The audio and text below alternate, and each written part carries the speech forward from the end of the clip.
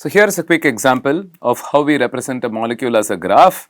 So this is a molecule that is essentially CH3, CHOH, COOH, and you see that this is how the molecule is represented. This is how it would be drawn in a textbook, right? You have a C here that is implicit, that's not typically indicated, and you have a C here again and a C here again, and which is an OH which is outside the plane of the screen or the textbook, and this is an H which is into the plane of the screen, right. So this is typically what we call a dash, and this is a wedge.